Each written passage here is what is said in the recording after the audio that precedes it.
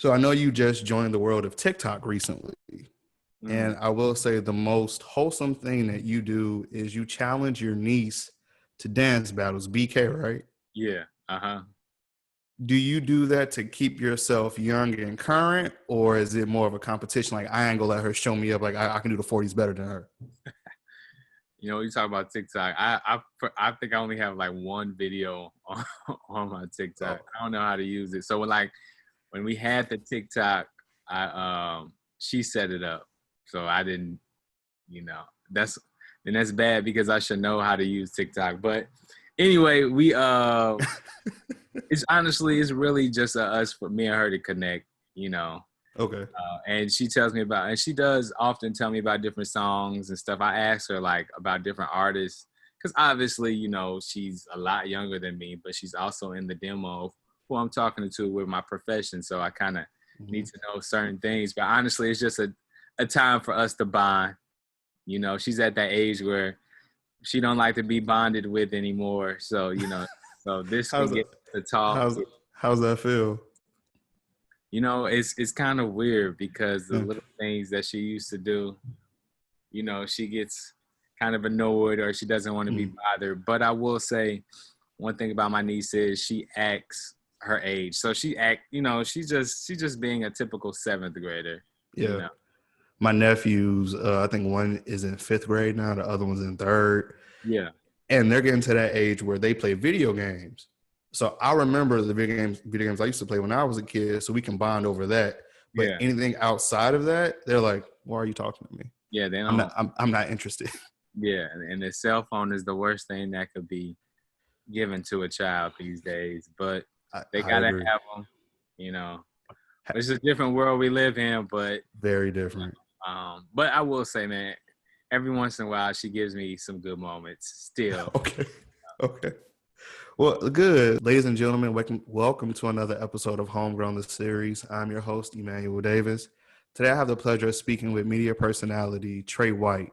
You've heard him on WGCI here in Chicago and Q93.3 down in New Orleans. Trey White, welcome to HomeGrown The Series. What's up, Emmanuel? How are you, man? I'm well in you, man. How quickly did it take you to learn your script and get that down packed when you first started?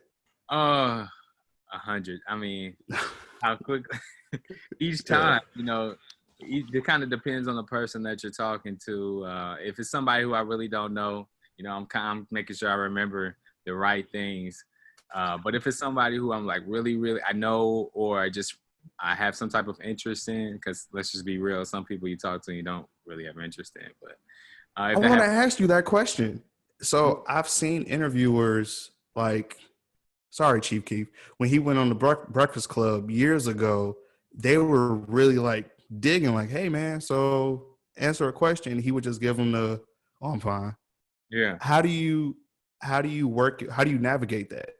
So I've had a situation like that happen to me before. Maybe about 3 years ago, I interviewed Lil Yachty at Lollapalooza, and this interview went viral because I interviewed him and he was just like giving me one-word responses, being really disrespectful towards in the interview, and I just kind of kept my cool. I didn't really say anything. So luckily, just from it going viral, I had so many positive responses to me. Like, I couldn't be, hats off to the interviewer because me, I've done this. But I was just thinking like, I'm still going to get paid. You're the one that's just going to look dumb. Yeah.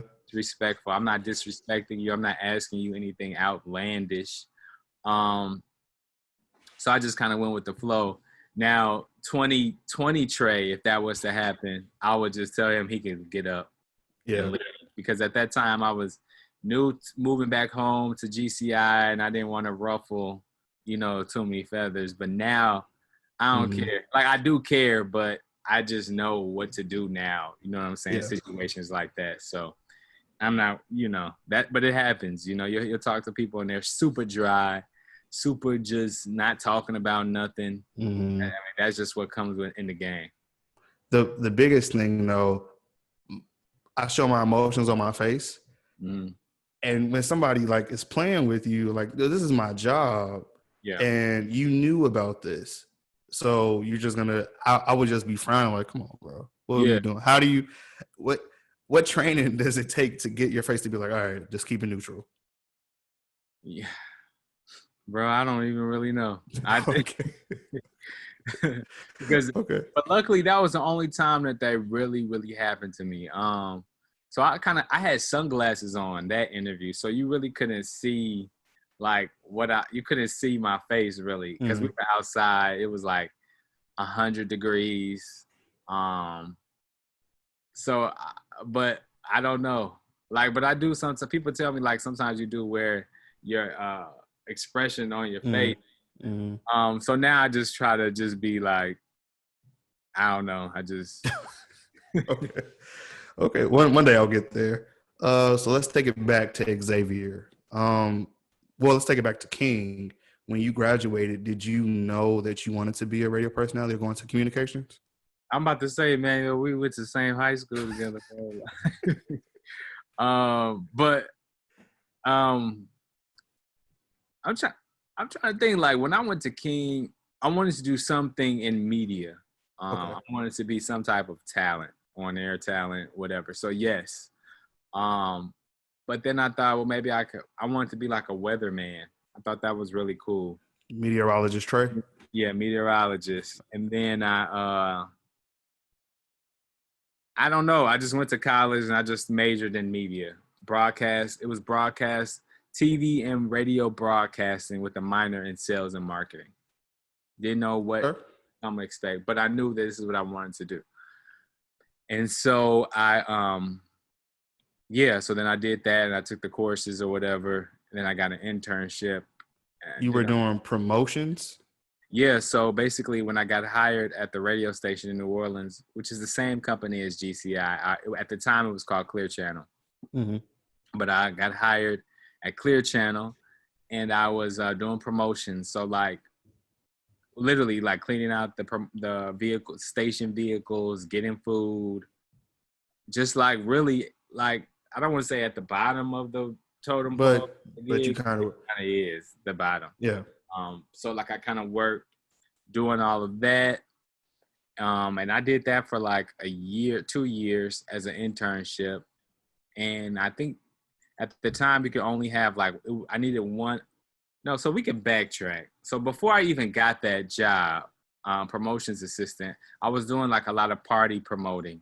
They had this big promoter in New Orleans. His name was Greg, and he still promotes, but he used to throw like all the parties. I ended up getting cool with Greg, and I think by this time it was like my sophomore year, the end of my sophomore year, and I'm like, Greg, I need to get an internship. And he was like, oh, well, my friend, she works at Q93. We'll try to get you an internship up there. I'm like, okay, cool. Now, mind you, I didn't really know what Q93 was because I didn't have a car in New Orleans. So, like, I wasn't familiar with their radio station. I wasn't familiar with the personalities down there, as I'm familiar with the ones in Chicago at GCI, but I never really knew nothing about the radio station down there. So he said he can give me, and I told him I was going to end up staying in New Orleans that summer because I had to go to summer school.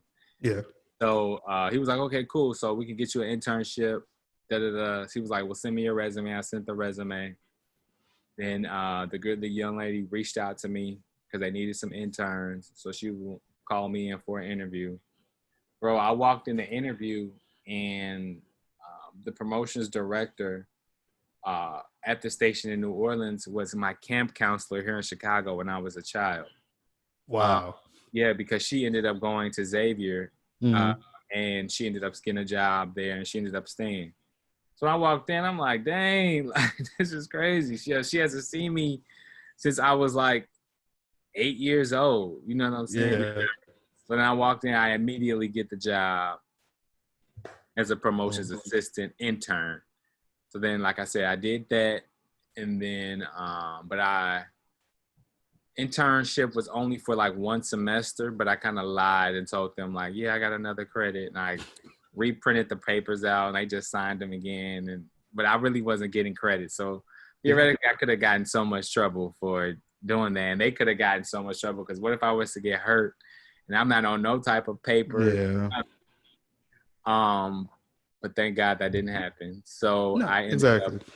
up staying with them doing that. I ended up getting another sheet of paper and getting them signed again. I was like an illegal intern for a long time. But at that time, I was trying to get hired at the radio station, Yeah. like a promotions assistant. So the difference between a promotions assistant and an intern is basically you get paid. Yeah. You're a little bit ahead of the you're ahead of the intern, but you get paid, and you get to you're able to drive the vans, and you're able to do certain things that you couldn't do as an intern. Yeah.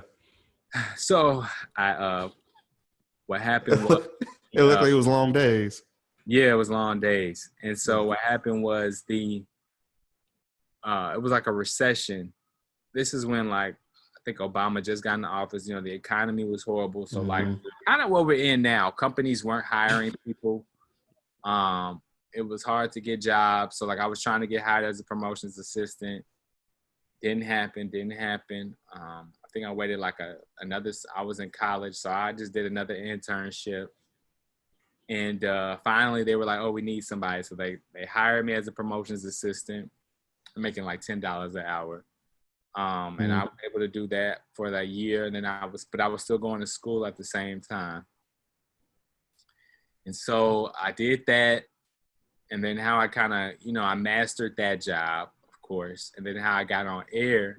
But I already knew, like, when I got in the radio station, I was like, I started being in that environment. I'm like, man, I like this. Like, I like that you can listen to music. You get to wear what you want to work. And, your job is to be on social media, different things like that. So I'm like, okay, cool. I like this. So I ended up, because I already know. So I was like, okay, well, I had an interest in radio. I'm like, okay, I want to do this. This is what I want to do. And then I want to branch off and do other things. But I want to start with radio as my foundation. So I did that. And then how I got it on air, I was walking back this is when the Saints won the Super Bowl. I can't remember what year that was, but the Saints won the Super Bowl. I was walking back with my boss at the time. He was the boss. He was the program director over the radio station that I was trying to get on, which was Q93. And program director, I don't know if you know what that is, but a program director kind of pretty much controls. Like Johnny. Right. Okay, cool. Yeah. Kind of control the radio station.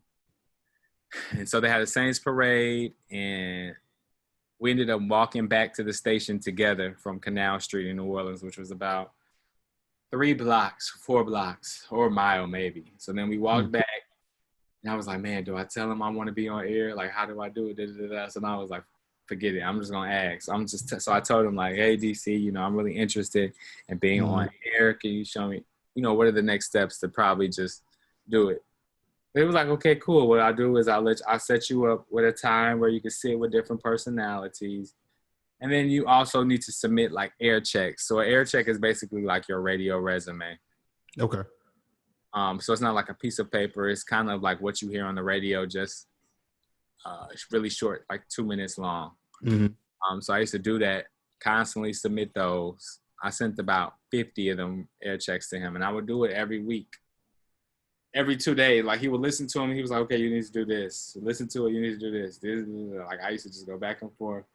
Then I used to sit with the personalities, and they would give me information. And then my debut on air was when somebody was going out of town. They needed somebody to fill in, and like radio is just like you have to be ready when they call you, just get ready. And he was like, okay, well, Trey can fill in, and then I filled in, and then that's how I got on air. What slot did you have? Time slot did you have? Oh, the first time I filled in on air, it was like a specialty show. So New Orleans has this thing called bounce music. So like Chicago house, whatever. So like they have like a Saturday show where they play specifically bounce music for like 3 hours. So the guy that hosted it was really popular. And so he was going out of town. So they was like, oh, well, you can fill in on here. So I did that, which was kind of crazy because that show is specifically about New Orleans. And anybody who's been in New Orleans, like they don't play with their bounce music. They don't.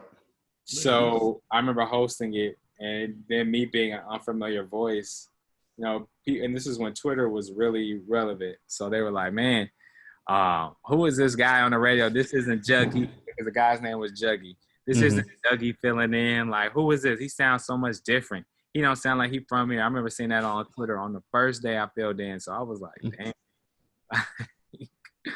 Wow. Yeah.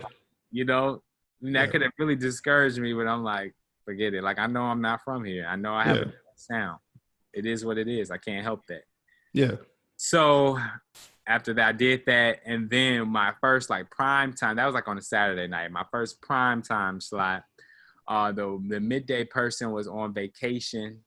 The girl that they had, Phil, was filling in. She was pregnant.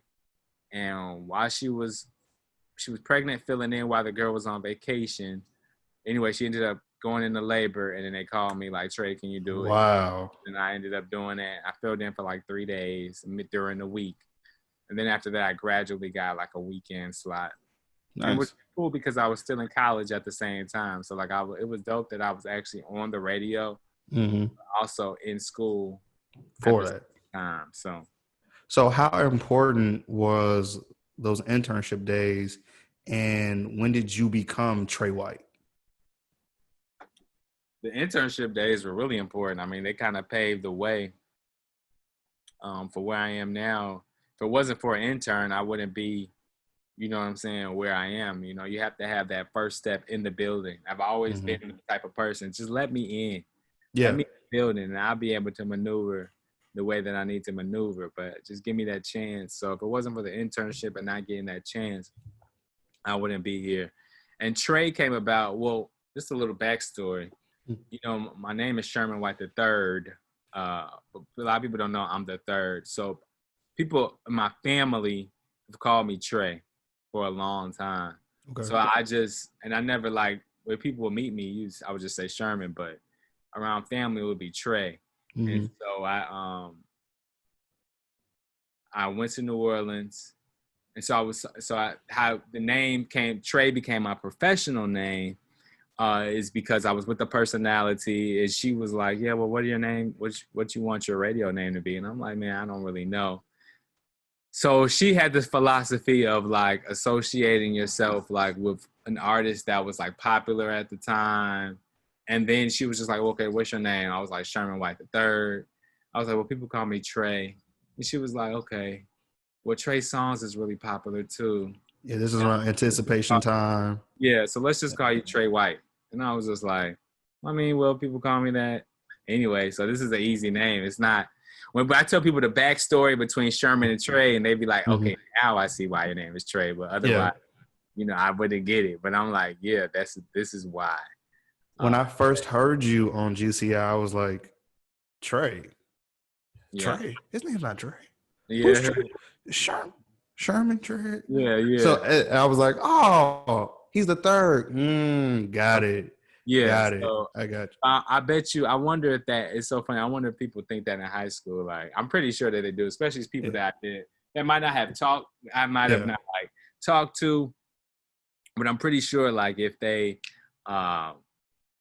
you know, they know who I am, and they'd be like, oh, well, I know him as this. So. Yeah. What was the biggest difference with the two markets, the New Orleans crowd versus coming back home and being with Chicago?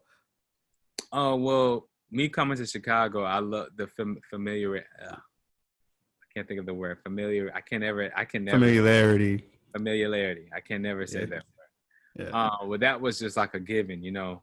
In New Orleans, they would talk about, you know, New Orleans is a very culture-based city. You know, they are strict with their culture.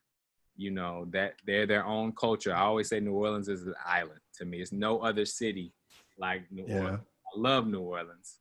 But like me being able to know certain places, me able to know different high schools or certain traditions and things like that was always hard for me to connect with because I didn't grow up in that specific culture. You know, I didn't know certain areas or the dialect or the way you would say certain streets, you know. It could be for instance, they have a street called Chapatulis. When they say Chapatulis, you know, you would think CHOP, chop, but it's spelled with a T down there. So like it starts, the first letter is a T. So like certain things I would mess up, certain traditions I wouldn't know, certain public figures down there I just wasn't familiar with, bounce music, you know, things like that. As opposed to me coming back home, it's like I know where this school is, I know where this area is, I've been here before, I know this popular restaurant, I know this is the popular restaurant here. So that was the difference. And then along with market size, you know, New Orleans, Chicago, number 3 market. New Orleans at the time when I was there was like top 50, but I don't remember exactly what number it was. So I guess a smaller market. When you come to bigger markets, you know, it's more corporate. It's not family oriented as opposed to New Orleans. Where I was used to going to my coworkers' houses, going to their kids' stuff. Here, strictly work relationships, which I respect. You know what I'm saying? But you know, it's just different. So how was that transition from, well, you still are at Q93, but actually moving to GCI and being in a permanent time slot? How was the transition? The transition was pretty easy. Okay. I was so excited. And this was working at GCI was something I've always, once I got into radio, I'm like, I got to get to GCI. I got to get there. So, me getting here, and working, it wasn't a hard transition. Like I grew up listening to the greats, and I just knew that if somebody gave me a chance, I would apply that, to what I do here. So, it really wasn't a hard transition because I've been dealing with radio board, equipment. We work on the same system. So it wasn't really, it was just learning like how they kind of operate here, how they communicate here, the different equipment here, which is kind of the same in New Orleans. So it really wasn't a hard transition. If anything, it was a lot easier transition. Nice. In my opinion. So was that on your bucket list? Work at GCI, be on the Bud Billiken Parade, flow, all of that? All of that was a bucket list. Working at GCI to being on air. I remember I would listen to GCI for learning techniques for when I was on the radio in New Orleans. And I would just listen to the personalities. And then I would kind of apply, what they did here to New Orleans. So it was a goal. And it was funny, me and another one of my coworkers who was coming up at the time, we both would be like, man, we got to get to GCI. So cold. Like I got to get to GCI. We got to work there. So it's been a very cool experience. Now I read an article where you were mentioning that you want to be the Black Ryan Seacrest. So anybody that's paying attention to you, they see you on the morning shows. They see you talking on B103. Are you trying to transition? Is one of your goals trying to transition to be in front of the camera? That's my goal, 100%. Okay. What do you want to do both? Yeah, I want to do both. My goal, I wouldn't say Ryan Seacrest, more like a Michael Strahan. I like the way that he works. He's a machine. I would love to do like Good Morning America, but see, I would like to do the role of his capacity. He's not like a hard news type person. Yeah. They leave all the hard news to George Stephanopoulos and Robin Roberts, and I forgot the other guy. And Michael, he does heartfelt stories, but he's more the lightheaded person. Or even if I watch the Today Show, Carson Daly, he's on there, but he doesn't do the news part. He does like the entertainment, the lifestyle stuff. So those two people would be someone who I would like, or Ryan Seacrest too. But as far as Black, I get Strahan, yeah. Now he's everywhere on Sunday and in the mornings throughout the week. And I'm seeing you on the Jam. You're on Fox, the not Fox, but local channel Fox. Yeah. And it seems like it feels natural to you when you were on the show with, I forgot the lady's name, Windy City Live. It just seemed natural to you, and that's when we found out that you have a thing for Cougars. But it seemed very, very natural. Does that, you said the transition from the New Orleans market to Chicago was somewhat easy. was that transition easy coming from radio to TV? Well, I just knew when I came here, I was like, I gotta hustle. You know what I'm saying? And me getting on the platforms in here in Chicago TV was not. It was me reaching out and taking that extra step to do it. Nobody approached me to do it. I kind of reached out and sold myself to the executive producers, and I met the right people. Um, so it's kind of like you got to hustle and you got to, put yourself out there. So I knew coming back to Chicago, I was like, well, I'm in Chicago. They have kind of more opportunities. Mm-hmm. And I wanted to take advantage of every opportunity. So they had TV, radio. So I definitely, that was just one of my goals. Yeah.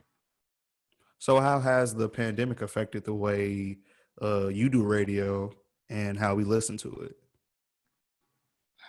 Oh, wow. I hate the pandemic. I hate Why? it. Because well, for one, I had some stuff in the works. I had a TV show, different things that were supposed to happen, and everything just kind of halted all of it. But the positive, and so doing radio, we've been working from home. Mm-hmm. So like, it's just not the same. If people listen to my show, I really like to interact with callers. Like that's my crutch. Some people don't really do callers. I love callers. I love reactions. I love the naturalness of that. I love when people say, hey, I'm listening in the car on my way to pick up groceries, or I just got off work. I love that. And so I miss the fact that I can't have callers or talk to my listeners that I would talk to on a frequent. I miss them. And then, so just working from home is just different. It's kind of like I'm sitting in the closet because the sound Acoustics. better, Yeah. the acoustics. So I'm in there and I'm just, I'm doing my show at 100% the best way that I can. But I just missed that aspect of it all. So, I definitely think it's changed for me doing a show, but it hasn't changed the radio because, it shows that the radio is important. People like to know up-to-date information. So, that part is good. But then also the pandemic has made me, if you going into this game with just thinking you're going to do one, like you're going to live off of one source of income, you have to have multiple streams of income within this industry. So if anything, it taught you how to hustle and do other things. What are you working on? If you can talk about it. Yeah, like real estate, doing property investment, stuff like that. My father has a business, so like I've been helping his business out and, putting marketing. So pharmacy, right? Yeah, putting marketing strategies together. I've had to take PR classes in college, so like doing PR stuff and getting him on an outlet. So getting him on in front of the camera, to promote his business. So, that stuff's been actually really, really cool to do. So just working on all of the things that I've learned and how sometimes I might pay for somebody to do for me. I'm kind of just taking all that information and applying it somewhere else, which is cool though. How do you feel? Is it a competition between radio and podcast, or can the two exist without really clashing? They can exist. I think podcasts are really good because you can kind of really say what you want. You can say what you want on radio, but to a certain extent. Podcast has the freedom, cursing, or you'll be able to say what you want. But if you're on terrestrial radio, you have to realize that the business is generated off of revenue. You don't want to make clients mad by certain things that you say, or you know what I'm saying. You don't want to. You could easily say, "Man, I hate this particular fast foods restaurant's burgers. They nasty." Well, that company could easily, might be 50% of the revenue of the station. So that client will be mad as opposed to a podcast.